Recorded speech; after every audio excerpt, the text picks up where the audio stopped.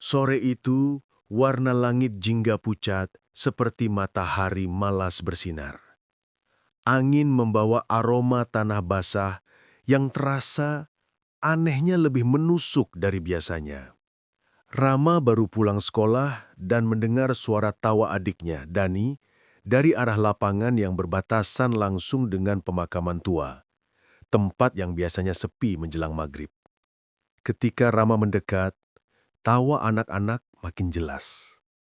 Tapi ada satu anak yang membuatnya berhenti menatap. Seorang anak laki-laki yang belum pernah Rama lihat di kampung ini. Rambutnya hitam kusam, kulitnya pucat seolah jarang terkena matahari. Bajunya belel seperti sudah berminggu-minggu tidak diganti. Ia tidak mengenakan sandal atau sepatu. Namun bukan itu yang membuat Rama merinding. Anak itu tidak pernah tersenyum. Bahkan saat anak-anak lain tertawa keras karenanya. Dani berseru, "Bang, ini Ari, anak baru, seru banget mainnya." Ari menoleh sekilas, tatapan matanya kosong. Bukan seperti orang pemalu, tapi seperti seseorang yang tidak benar-benar hadir di dunia ini.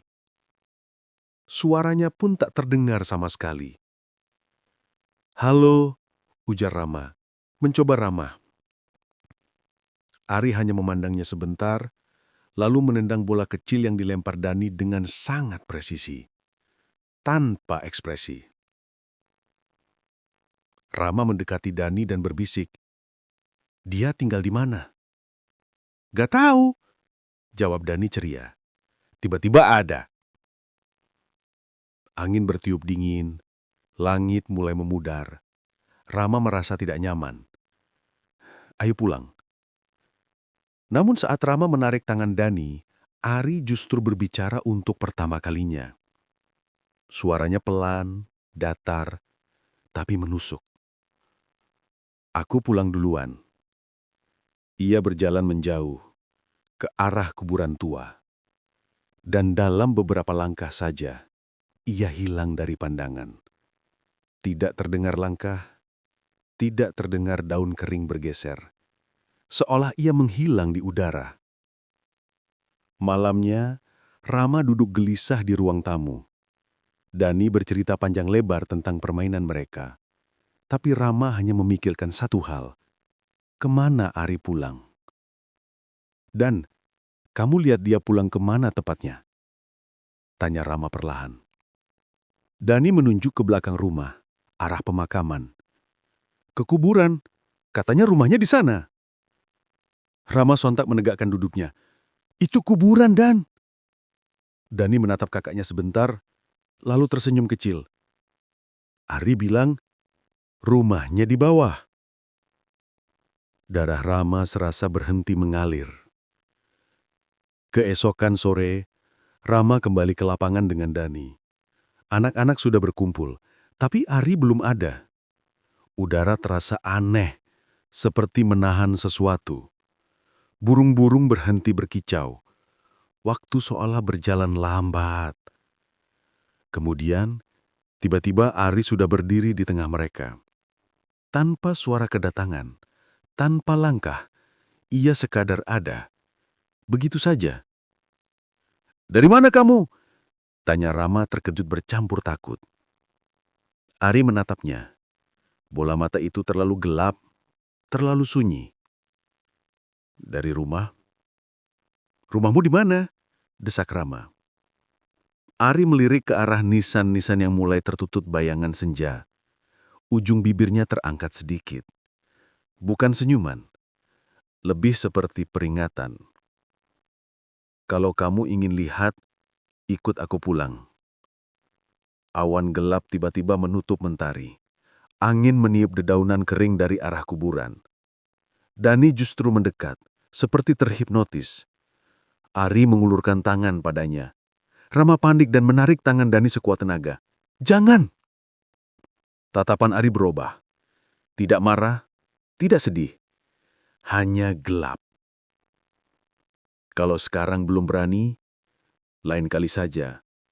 Aku selalu di sini, sampai waktunya pulang." Pulang kemana? Rama membalas, suaranya pecah.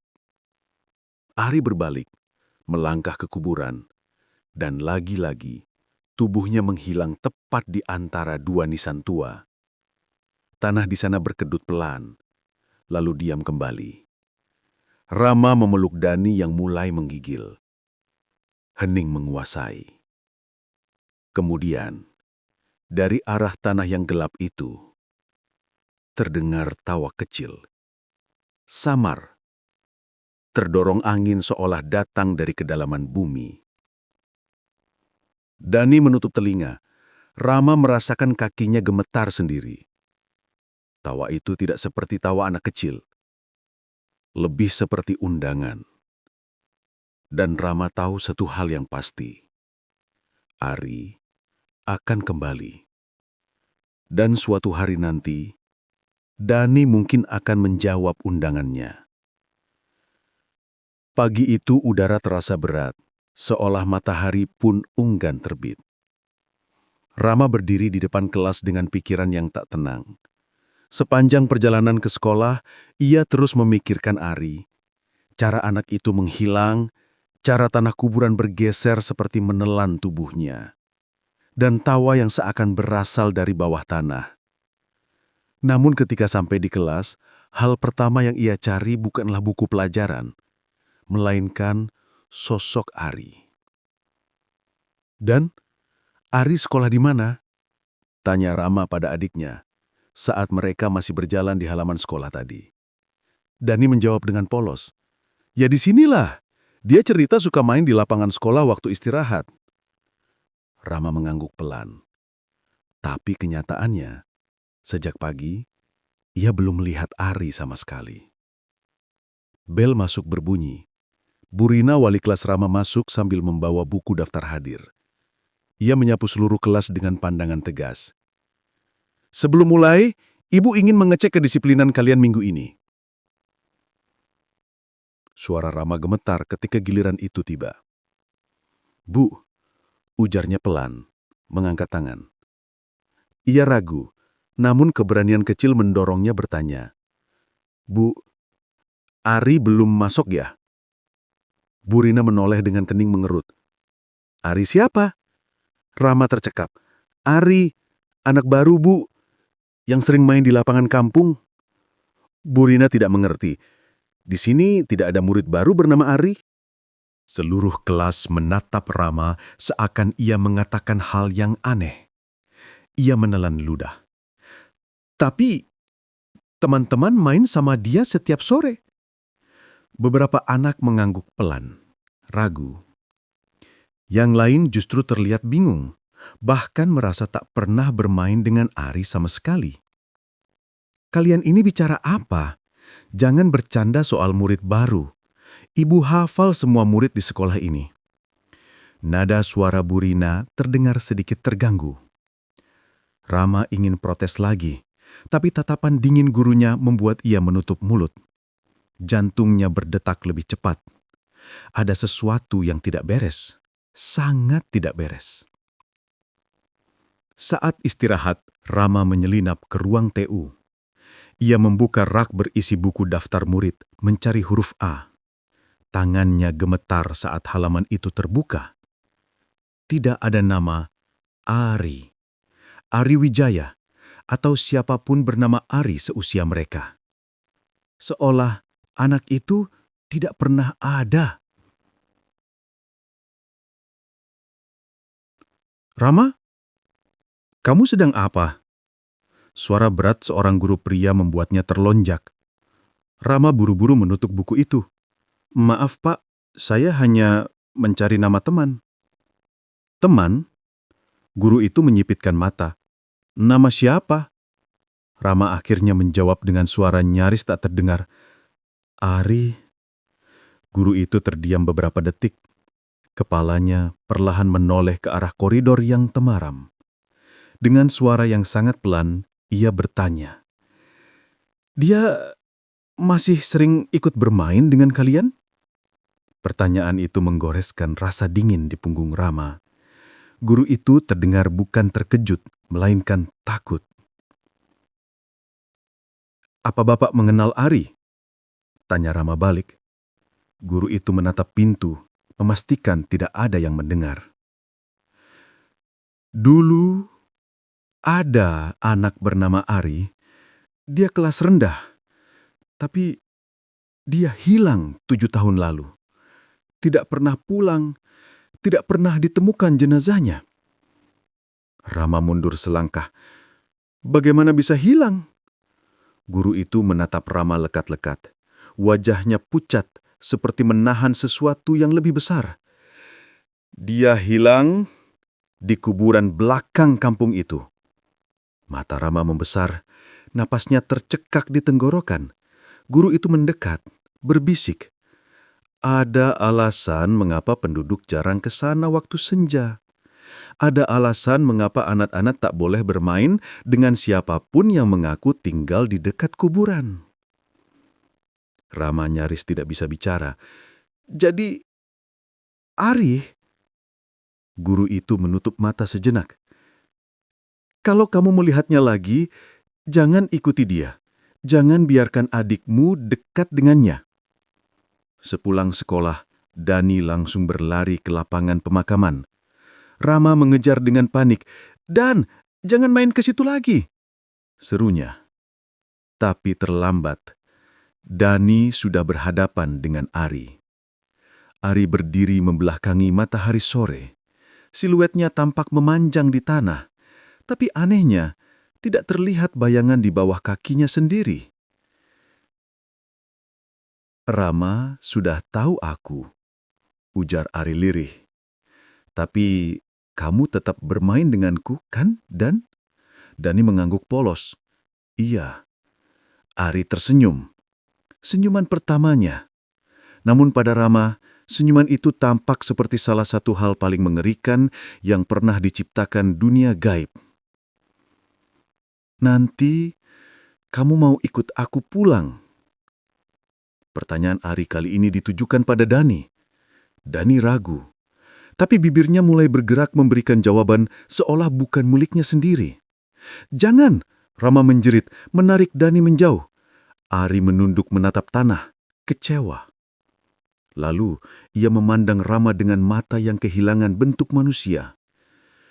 "Kamu menghalangi aku, tapi kamu tidak bisa melakukannya selamanya."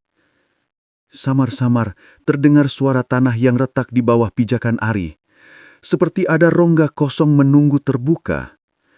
"Aku akan menjemputnya ketika waktunya tiba." Ari mundur. 1 langkah, 2 langkah. Dan tubuhnya menyatu dengan bayangan pekat di tanah pemakaman.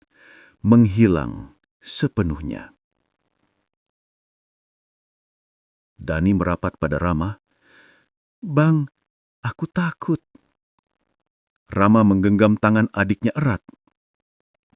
Ia memandang pemakaman yang kini sunyi mematikan. Dalam kesunyian itu, ada bisikan yang naik dari bawah bumi. Bisikan itu menyebut nama Dani dengan lembut dan terus memanggil. Seolah dunia di bawah sana sudah menyiapkan tempat khusus untuknya. Sejak kejadian terakhir, Rama tak lagi membiarkan Dani keluar sendirian menjelang sore. Namun malam-malam belakangan, Dani sering terbangun sambil menangis, seperti habis mimpi buruk. Ia mengigau menyebut satu nama, Ari. "Dia panggil aku, katanya mainnya seru," gumam Dani di antara isak. Rama tak bisa tidur. Setiap kali Dani terbangun, angin malam selalu bertiup dari arah pemakaman, membawa aroma tanah basah yang tajam menusuk hidung. Aroma yang mengingatkan Rama pada tawa samar dari bawah sana. Pagi berikutnya, Rama mengumpulkan Fajar dan Riko, teman sebayanya. Mereka sepakat membuntuti Ari sore ini. Mereka harus tahu kemana anak itu pulang. Tak ada yang berani bercerita pada orang dewasa. Orang dewasa hanya akan menyuruh mereka menjauh dan tutup mulut. Tapi bagi anak-anak, rasa ingin tahu lebih kuat dari rasa takut. Sore itu langit mendung. Tanpa matahari, Bayangan pepohonan terlihat seperti tangan panjang yang ingin meraih siapapun yang lewat. Ketika jam menunjukkan hampir maghrib, Ari muncul di lapangan. Tanpa langkah kedatangan, tanpa suara. Seolah ia keluar dari udara kosong.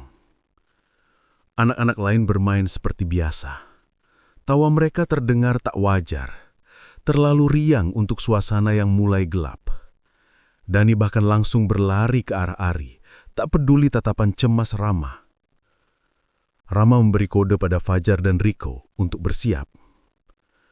Ketika Ari melirik ke arah pemakaman, Rama tahu, itulah waktunya. Ari melangkah pergi, dan 3 anak itu mulai mengikutinya, perlahan seperti pemburu yang membayangi mangsanya, atau mungkin sebaliknya. Mereka melewati pagar pemakaman yang catnya sudah terkelupas. Udara di dalam terasa lebih dingin, seperti sedang memasuki dunia yang berbeda. Jarum jam di musola kampung mulai bersiap mengumandangkan azan maghrib. Namun Ari terus berjalan, seolah azan tak punya kuasa menghentikannya. Ari berhenti di depan sebuah makam tua yang sudah miring. Batu nisannya retak, namanya hampir hilang dimakan lumut. Tapi Rama melihat jelas sisa ukiran itu. Ari Wijaya, 2013 sampai 2020. Rama tercekat. Tenggorokan serasa terkunci. Fajar berbisik ketakutan. Itu nama dia kan? Belum sempat Rama menjawab, tanah di depan nisan itu meretak dengan pelan. Bunyi seperti tulang kering yang patah terdengar dari bawah. Apapun yang ada di sana, hidup. Ari berdiri tepat di atas retakan itu. Ia menatap tanah, bukan dengan ketakutan, tapi dengan rasa rindu. Suara lirih muncul dari bawah sana. Suara anak-anak, tertawa, membisik, memanggil. Ari menoleh ke belakang. Matanya kini bukan mata manusia. Hitam sepenuhnya, seperti rongga kosong. Lihat Rama, ini rumahku. Tanah itu terbuka. Lubang gelap menganga cukup besar untuk menelan tubuh anak kecil.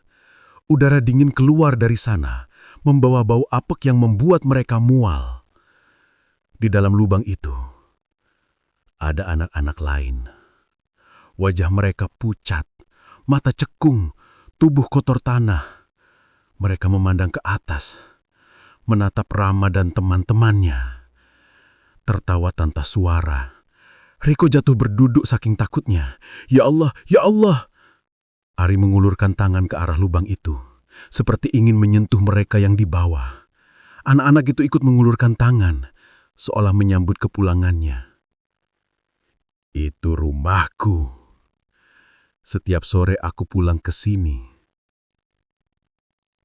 Tapi selalu sendirian. Ia berbalik menatap Rama. Wajahnya mendekat begitu dekat hingga Rama bisa merasakan dingin kematian di kulitnya. Kau menghalangiku, tapi sebentar lagi, aku tak sendiri lagi. Tiba-tiba suara azan maghrib berkumandang. Suara muazin memecah keheningan. Dalam sekejap, lubang itu membanting dirinya menutup, tanah kembali rata, retakan hilang. Anak-anak yang tadi muncul lenyap begitu saja. Rama, Fajar, dan Riko terdiam, tak mampu bergerak. Ari menatap mereka untuk beberapa detik yang terasa seperti selamanya. Aku akan kembali besok. Besok waktunya makin dekat. Angin dingin berhembus kencang, dedaunan berjatuhan. Saat Rama berkedip, Ari sudah hilang sepenuhnya. Rama segera memeluk Riko dan Fajar, memaksa mereka berdiri. Kita harus bilang ke orang-orang, sekarang juga. Napasnya terengah-engah. Namun saat mereka berlari keluar pemakaman, Rama mendengar suara lirih mengikuti dari belakang. Dani akan jadi temanku selamanya. Rama berbalik. Tak ada siapa-siapa, hanya angin. Dan nisan Ari yang seolah tersenyum. Malam itu Rama tidak tidur sama sekali. Setiap kali matanya hampir terpejam, ia mendengar bunyi ketukan pelan di jendela kamarnya. 3 ketukan, jeda, lalu 2 lagi. Seperti pola yang disengaja dibuat, ia coba mengabaikannya. Tapi setelah yang ketiga kalinya, rasa takut berubah menjadi tekad. Dengan tangan gemetar, ia membuka tirai. Di luar jendela, di bawah cahaya bulan yang pucat, Dani berdiri tanpa alas kaki. Wajahnya kosong. Matanya menatap lurus ke arah Rama. Dan di belakangnya, samar di antara kabut, berdiri Ari.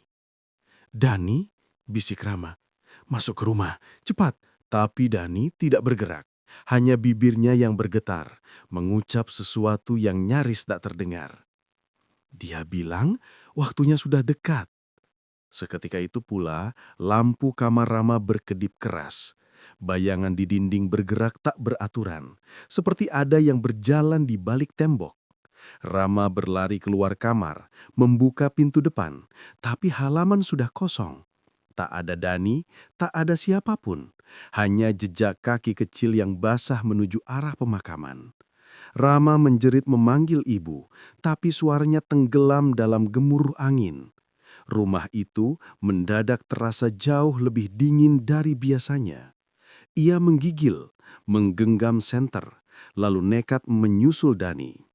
Di pemakaman, kabut turun begitu tebal hingga cahaya senter hanya menembus sejengkal. Setiap langkah menimbulkan bunyi lumpur basah. Lalu di antara kabut itu, Rama mendengar suara. Anak-anak tertawa. Tawa itu bergema di segala arah. Bukan seperti suara manusia, lebih seperti gema yang keluar dari dalam tanah. Rama memanggil Dani berkali-kali. Tak ada jawaban. Sampai akhirnya, ia melihat sesuatu di bawah pohon beringin besar. Dani sedang jongkok, menatap tanah. Rama berlari menghampiri. "Dani, kamu ngapain di sini?" Anak itu menoleh perlahan. Di bawah matanya ada lingkar hitam, dan kulitnya terlihat lebih pucat dari biasanya. "Dia bilang tanahnya dingin," ujar Dani tenang. "Aku mau ikut main." Rama melihat ke tanah di depan Dani. Ada gundukan kecil yang masih baru, tapi anehnya gundukan itu bergerak. Seolah ada sesuatu di bawahnya yang mencoba keluar. Tanah itu berdenyut pelan, lalu retak. Dari celahnya muncul sesuatu. Sepasang mata kecil menatap ke atas. Rama mundur dengan nafas tersengal. Senter di tangannya jatuh, tapi masih menyala. Dalam cahaya redup itu terlihat jelas. Dari tanah itu keluar tangan kecil berlumur tanah. Jari-jarinya panjang, kuku-kukunya hitam. Dani hanya menatap tanpa ketakutan, seperti sedang melihat teman lama. Dia bilang, "Aku nggak boleh takut," katanya pelan. "Dia cuma mau main sebentar." Rama menarik Dani dengan paksa, tapi tangan kecil dari dalam tanah itu mencengkram pergelangan kaki Dani. Cengkramannya kuat, dingin seperti besi beku. "Lepaskan!" teriak Rama sambil menendang, tapi tangan itu tak goyah, malah makin menarik ke bawah. Tanah di sekitar mereka bergerak, membentuk pusaran lumpur hitam. Lalu suara itu datang lagi. Kali ini jelas, suara anak-anak dari bawah tanah. "Mari ikut main, mari ikut main." Rama menjerit sekuat tenaga, memeluk Dani erat-erat, menariknya sekuat mungkin. Di tengah panik itu, senter menyinari sesuatu di antara tanah yang terbelah. Wajah-wajah pucat, dengan mata membelalak. Ada yang tersenyum, ada yang menangis, tapi semuanya menatap Rama. Azan subuh berkumandang dari kejauhan. Dalam sekejap, semua suara berhenti. Tanah menutup kembali, udara kembali hening. Dani pingsan di pelukan Rama. Tangan yang mencengkram tadi lenyap, tapi pergelangan kakinya meninggalkan bekas jari-jari kecil yang membiru. Rama menyeret adiknya pulang, nafas tersengal, lutut gemetar. Tapi sebelum masuk rumah, ia menoleh sekali lagi ke arah pemakaman. Dan di sana, di balik kabut yang mulai menipis, Ari berdiri menatapnya, tersenyum, dan menunjuk ke dada Rama sendiri. seolah berkata, "Giliranmu." Sejak kejadian di kuburan itu, Dani belum benar-benar sadar. Ia hanya terbaring di tempat tidur, tubuhnya panas dingin, bibirnya sesekali bergerak seperti sedang berbicara dengan seseorang dalam mimpi. Ibu terus menangis sambil membaca doa-doa terbaik yang ia hafal. Rama duduk di sisi tempat tidur adiknya, memegangi tangan kecil itu yang dinginnya seperti es. Ia memandangi bekas cengkeraman di pergelangan kaki Dani, bekas jari-jari kecil yang menghitam. "Maafin aku, Dan. Aku harusnya melindungi kamu." Air matanya jatuh diam-diam. Siang hari itu, ketika ibu akhir tertidur karena lelah, Rama memutuskan keluar mencari jawaban. Ia menuju rumah Pak Hasan, penjaga makam yang sudah tua tapi selalu tampak waspada jika ada anak kecil mendekat ke pemakaman. Pak Hasan membuka pintu hanya sedikit. Matanya tampak seperti tidak tidur semalaman. "Ada apa, Ram? Kamu tahu sesuatu tentang Ari dan anak-anak dari dalam kubur itu?" Pak Hasan tidak langsung menjawab. Ia melihat sekeliling, lalu menarik Rama masuk cepat-cepat dan mengunci pintu. Dengan suara serak ia berkata, "Kuburan itu bukan kuburan biasa." Rama menelan keras. "Anak-anak itu bunian." Pak Hasan menggigit bibirnya. "Mereka dulu manusia. Beberapa anak hilang puluhan tahun lalu. Tidak ada yang tahu mereka kemana, sampai mereka ditemukan mati di liang galian tak jauh dari tempat kamu lihat Dani." Rama terperangah. Dani ketemu Ari. Mereka temenan. Wajah Pak Hasan pucat seketika. "Kamu harus jauhkan adikmu. Bunian anak-anak itu akan mengajak siapapun yang mereka sukai untuk ikut dunia mereka. Dan kalau sudah masuk..." Ia tak melanjutkan kalimatnya. Mendadak, ada suara seperti anak-anak berlari di langit-langit rumah. Derap kaki kecil, tawa yang tercekik. Pak Hasan menegakkan punggungnya dengan ketakutan. Mereka datang. Rama mematung, tubuhnya dingin. Lalu terdengar suara lirih dari balik pintu depan rumah Pak Hasan. "Rama, kamu di dalamnya." Itu suara Dani. Tapi Rama tahu Dani sedang koma di rumah. Suara itu bukan suara manusia. Itu undangan. Pak Hasan mengangkat telunjuknya ke bibirnya, menyuruh diam. Namun ketukan di pintu menjadi lebih keras. Tok, tok, tok. Suara anak-anak lain ikut bergema. "Buka, kita mau main. Buka, sekarang." Pak Hasan meraih sebuah kotak kecil dari bawah meja. Ia mengeluarkan seuntai tasbih hitam dan menaruhnya di tangan Rama. "Jangan dilepas, apapun yang terjadi."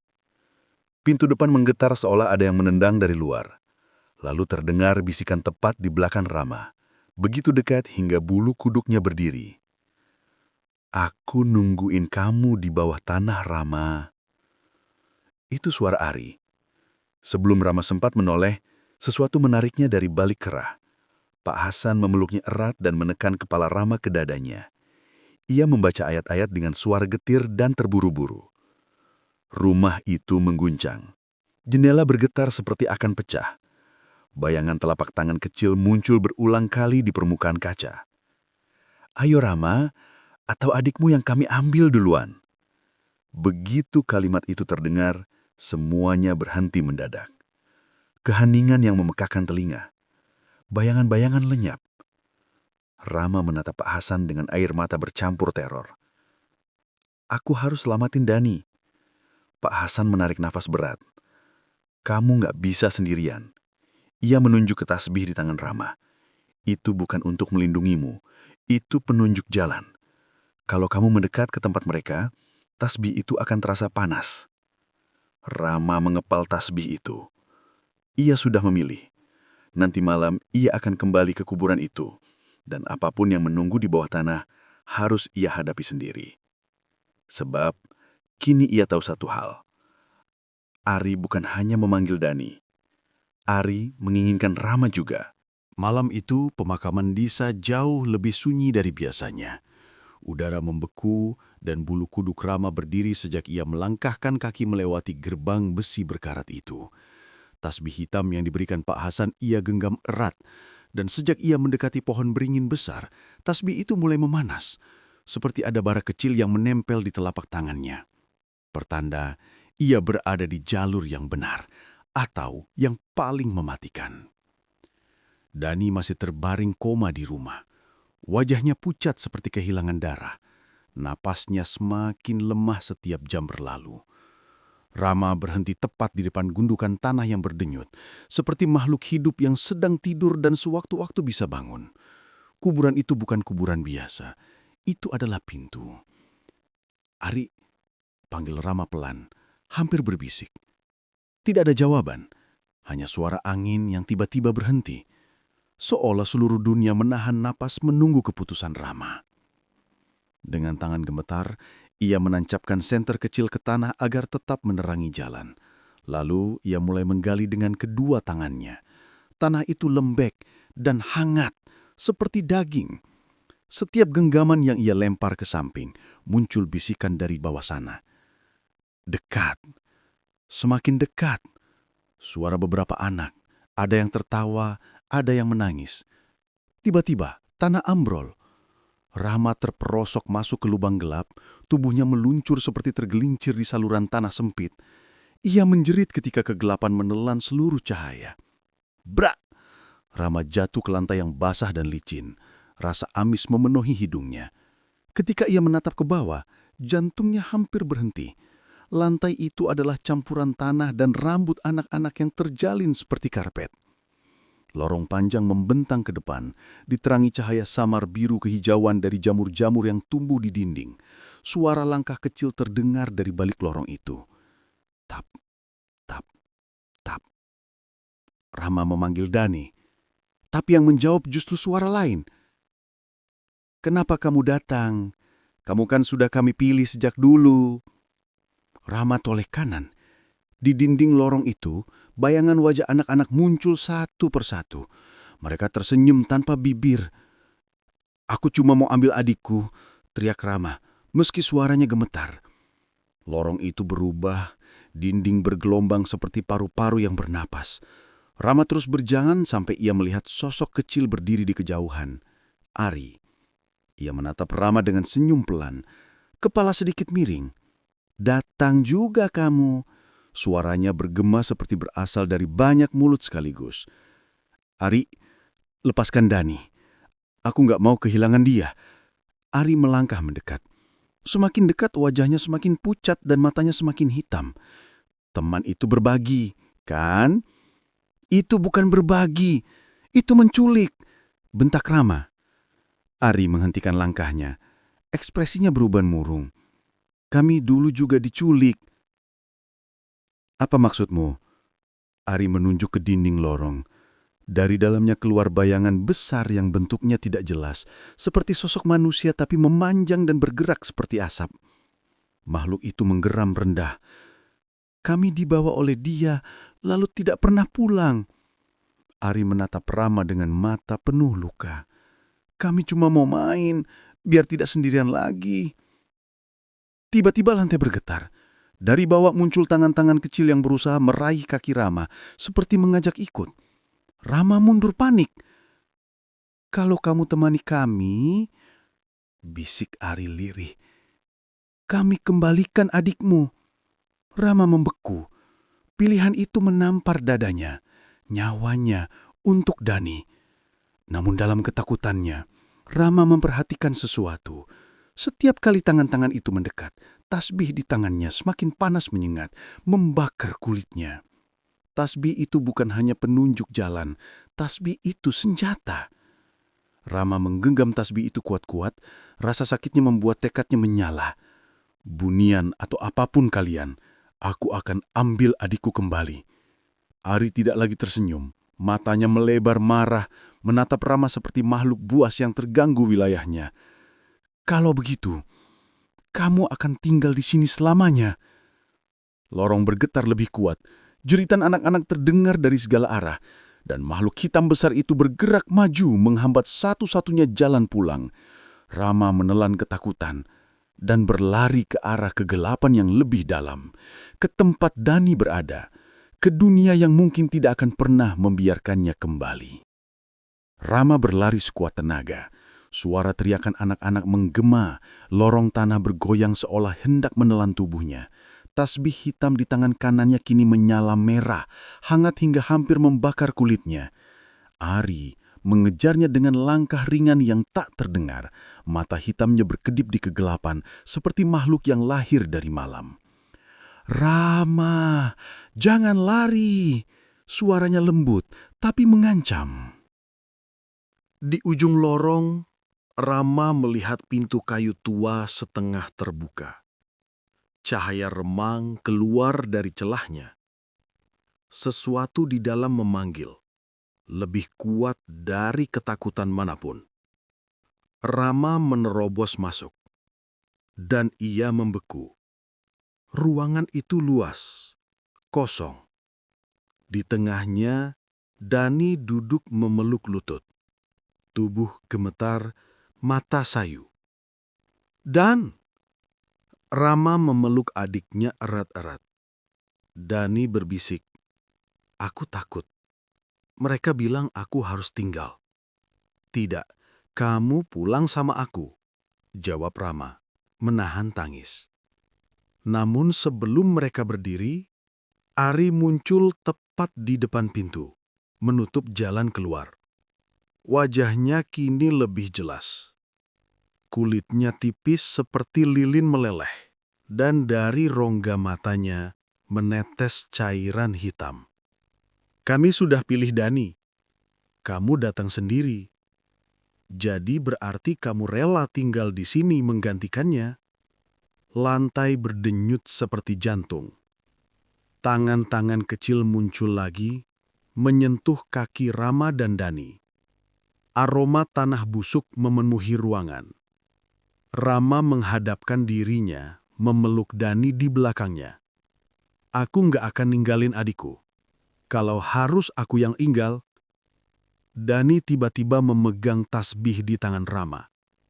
Tatapannya berubah tajam, bukan lagi wajah bocah ketakutan. "Aku yang dipilih," bisiknya. "Aku yang mereka mau." Rama mengeleng keras. "Tidak, kamu hidup. Kamu harus..." Dani bersenyum samar, senyum yang bukan miliknya. "Ari sudah bilang, aku teman favoritnya." Jantung Rama seolah hancur. Suara tawa anak-anak memenuhi ruangan. Tasbih di tangan Rama semakin panas, hingga membara. Ari mendekat, membuka kedua tangan. "Waktunya pulang ke tempat kami." Dan tepat saat tangan-tangan itu hendak menarik mereka, Rama menjerit kalimat terakhir yang ia tahu bisa mengubah segalanya. "Aku pilih tukar tempat. Ambil aku. Lepaskan dia." Semua suara terhenti. Semua tangan beku di udara. Ari menatap Rama, bingung, lalu senang. "Kamu janji?" "Aku janji." Tasbih itu tiba-tiba meledak dalam cahaya putih, menerangi lorong dan ruangan gelap itu. Jeritan ribuan suara pecah bersamaan. Teriakan marah, sedih, putus asa. Ari dan anak-anak bunian menutup mata mereka. Tubuh mereka seperti terbakar cahaya itu. Dani tersungkur di tanah pemakaman. Azan subuh baru saja berkumandang. Ia membuka mata. Nafasnya kembali. Perlahan ia bangkit. Hidup. Tapi Rama tidak ada. Dani memanggil-manggil kakaknya di antara kabut. Tak ada jawaban. Hanya angin pagi yang dingin. Tiba-tiba, di bawah akar pohon beringin, sebuah lubang kecil terbuka sebentar. Dan dari dalamnya, sepasang mata menatap ke atas. Mata Rama. Ia tidak marah, tidak sedih, hanya menunggu. Bisikan lirih keluar dari kedalaman tanah. Giliranmu jaga pintu ya, Dan. Dani jatuh terduduk, menangis ketakutan. Di pergelangan kakinya muncul bekas jari-jari kecil yang baru. Dan dari balik kabut, tawa anak-anak menggema lagi. Semakin keras, semakin banyak. Karena meskipun Dani selamat, pintu itu tidak pernah benar-benar tertutup.